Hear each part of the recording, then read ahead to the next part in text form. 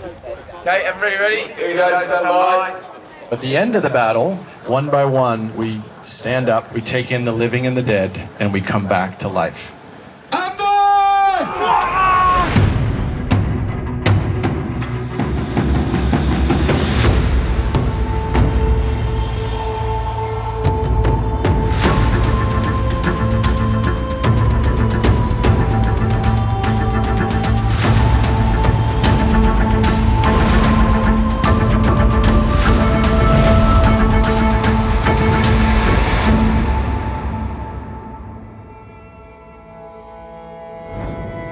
Man, I feel good about the dagger, man. I think it's fucking awesome. He's fucking walking over with a dagger in his hand. I feel like that's so powerful. Ryan had called me beforehand, and I knew it was coming, obviously. I always knew that Cole was going to go in season 3. And he says, Cole's going to die. And all I asked, is it faithful to the books? Because I love how Cole dies in the books. One of me against the two of you. Will that be enough to make a fight of it? And he offers to spare his men their lives. That's all that I cared about, that he died how he died in the books. And he did. So I was very happy. All of you are asking yourself, who did this? What happened here? That's where you are mentally at the progress. It is a dead town. This opening scene was a bit of a horror movie. It's the tension of what they don't see as opposed to what they're looking for. It starts with Cole and his men making his way through a forest. We shot that at sundown. So we had low sun, we had lots of atmos, lots of smoke there. It looks, I think, pretty spectacular. And then the big ambush scene, we had to build the tension. So we had to keep the camera moving all the time. So there was steady cam work, Ronin 4D work, where we just tried to live in the character's perspective a lot. So that we're with Cole and we're with Cole's perspective as he wanders into the camp. Something doesn't feel quite right. And of course, that's then paid off when dead people jump to life and engage in a battle. They've been laid. On your guard! Cole's last stand was my favorite scene to shoot this season.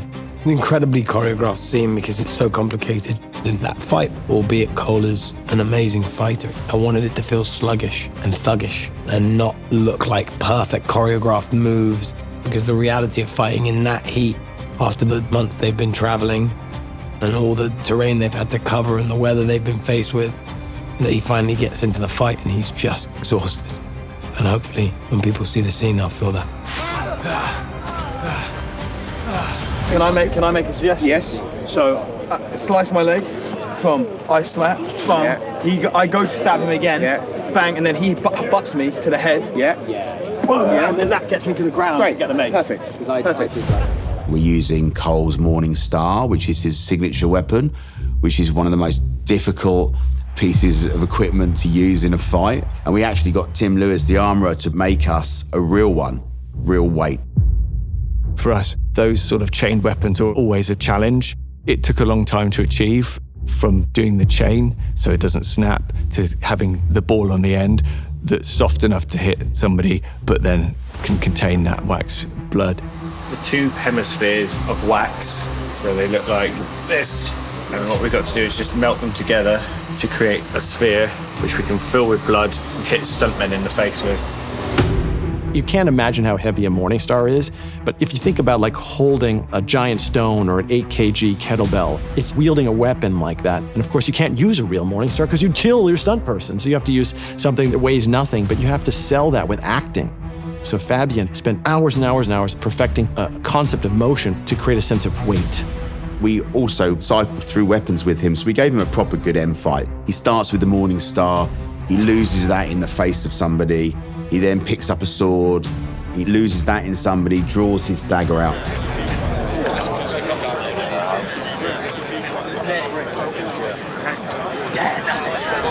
I worked with Joe and Paul. Joe was my stunt double. Such an incredible stunt man. The way he takes punches, Joe, it's unbelievable. Stuntmen and women in general don't get enough credit. Really, this doesn't sound effusive. They are literally laying their lives on the line so that things can look cool on film. You know, they love it, and they're fearless, and they're such positive people to have around. They are the best stunt team. I can't speak enough about them. They deserve so much credit. Fair now, though. It's an awfully messy job, murder, isn't it? It's a lot to take in. Obviously, you know it's prosthetics and you know it's fake, but it's seriously realistic. And so it's a bit off-putting arriving onto set and seeing 30 dead bodies. But you know what, it's Game of Thrones, what can I say?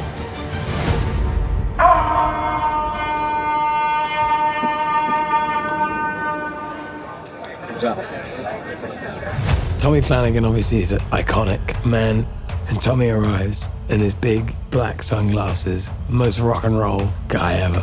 He's like, I'm here to kill you. I was like, fucking hey, Tommy Flanagan. I'll get killed by you any day, mate. Hold! What's up? The winter wolves come howling with drums. The whole thing was just such a cool scene.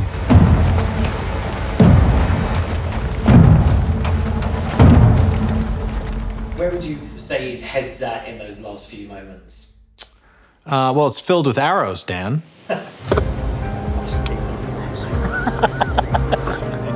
It's all designed to have a story. I think if you have your arms slightly back, and like, what the fuck is that? And then you turn, and then you're in line for her second one. Yeah. And then look up at where they're coming from, and that's the cheek. Yeah. I'm gonna look at you from there. Yeah, I can. Like, fucking. I don't know if you're 2 inches away from my face or about 15 feet away. Will that be enough to make a fight of it?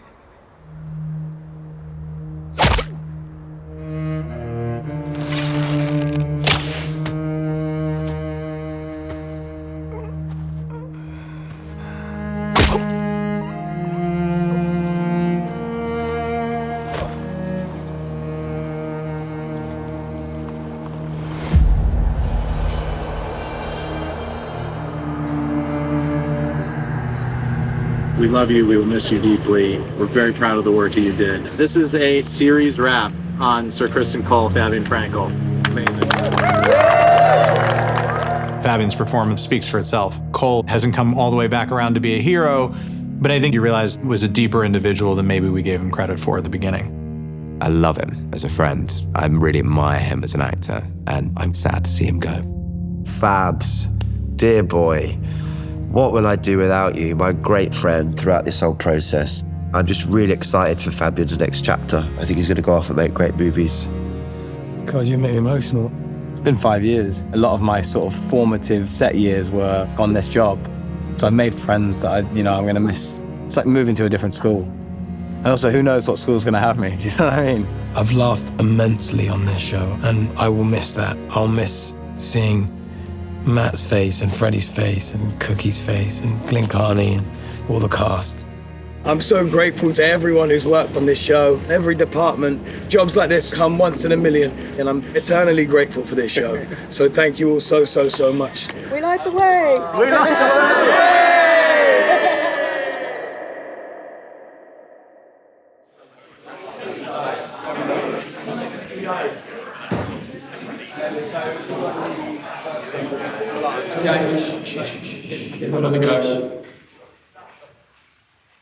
I come as an envoy of Lord Boros Baratheon.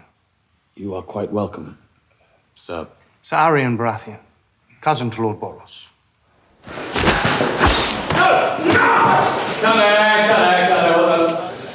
That's a really fun fight. I really enjoyed that. It's got that great moment, a mini standoff, and then you're into it.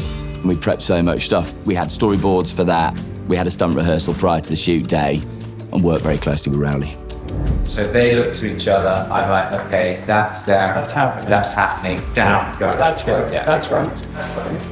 This fight sequence was one of the best days filming I think I've ever had. I had so much fun.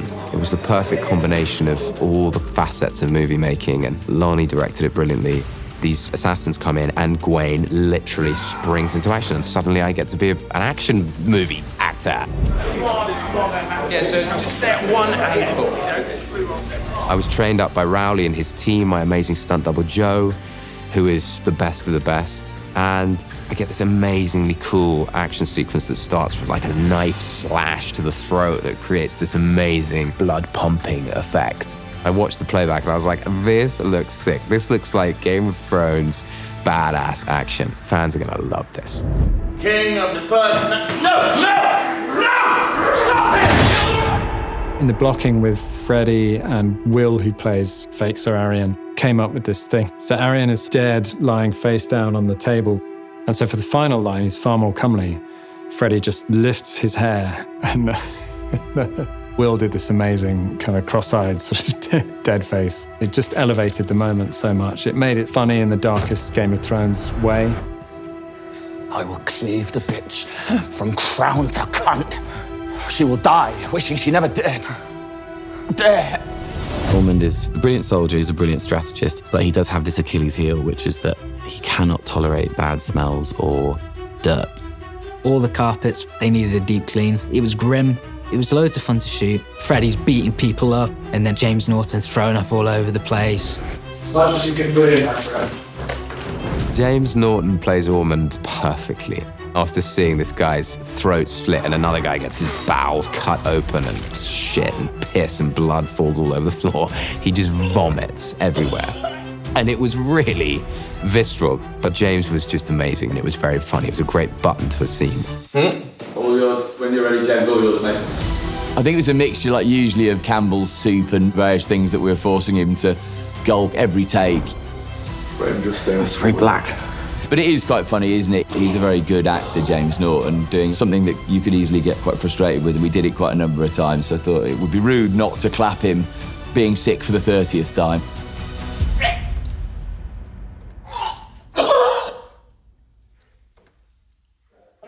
Okay. Round of applause for James Norton.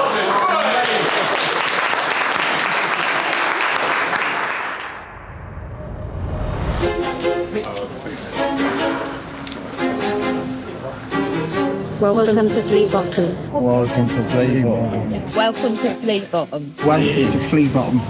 Just Flea Bottom. That's it. Jeez, we've got one thing to do. I said Flea Bottom, not welcome. Ready? Who knew that Flea Bottom could grow so much for us in season 3?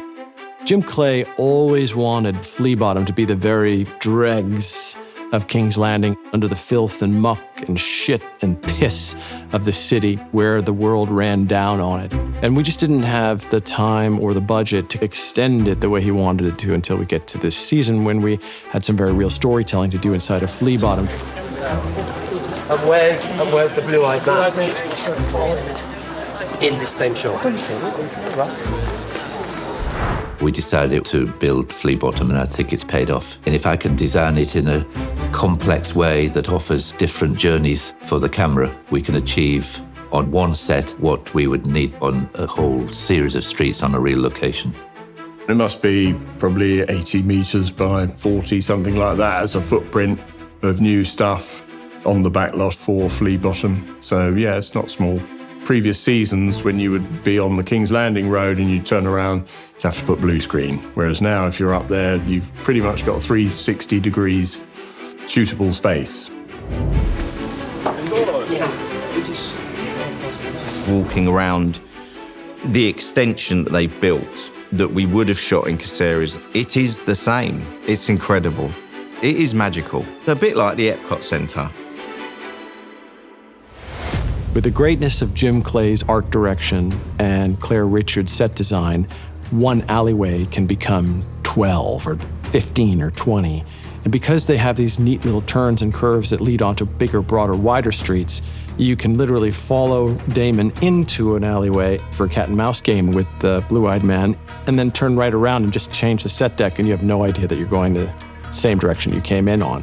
There's lots of nooks, crannies and alleyways down there. So the opportunity to dress that and bring it alive was really great. What you got there, mate? Strawberry lakes, the little bulrush flowers. Yeah, just to add a bit of texture to the sky.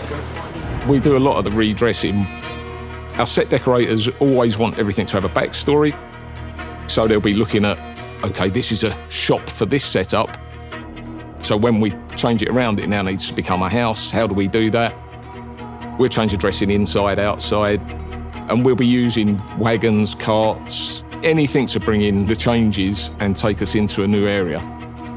You could create more in terms of area, in terms of depth, because you could have fires in the distance and awnings. It's mainly to do with the textures, the colours, the lighting within their environments. So we brought some of those street sellers and traders into the equation. It brings normality and reality to those spaces because you see it as really down in Flea Bottom, but you've still got people that want to survive.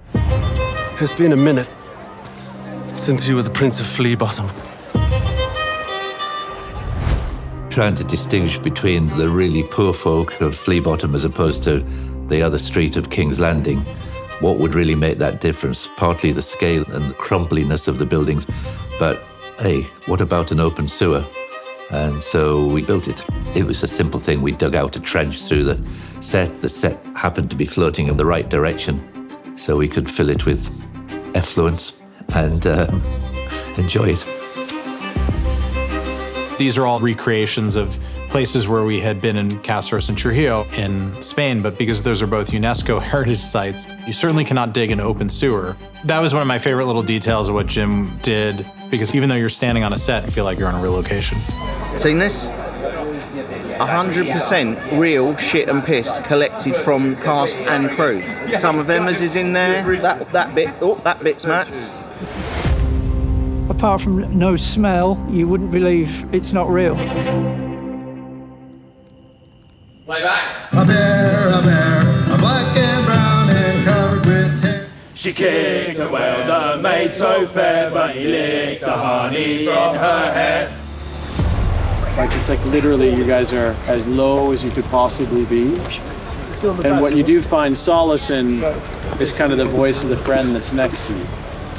Corlys is looking for some reprieve, so what do we all do when we're looking for some reprieve? We have a few beers, and so Corlys has a few beers with his mates, and they sing a sea shanty, and it creates a sense of joy and camaraderie amongst bad tidings. After you cheers each other, and here. Yeah. That's what our shanties do. There's very little joy experienced by the characters in this series, so it's nice to see these things as fleeting as they are. This is the strong side right here. He's back in their home. That was very exciting to hear it for the first time and meet all of the new faces. The song's about I made this promise tonight, but you get to bed. You know that thing that happened. And the sea shanty was a great excuse for us to come together in the Battle of the Gullet, where we would start singing these sea shanties just to warm up the crew.